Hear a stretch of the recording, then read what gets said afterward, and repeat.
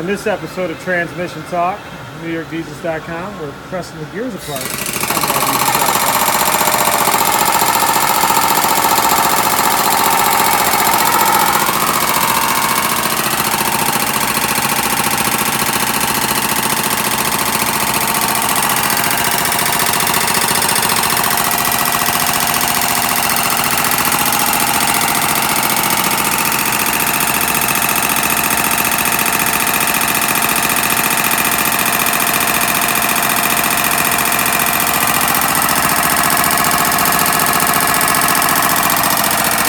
Oh, she's coming. He's coming.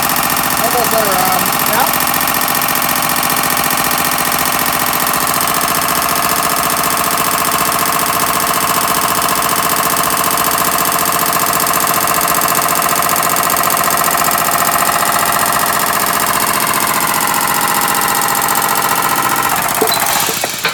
And just when you thought you could do them by yourself, well, I hope you got one of these. You better come to NYDiesels.com. Isn't that right, Rick? That's right. Keep your turbos spooling because we're building trannies.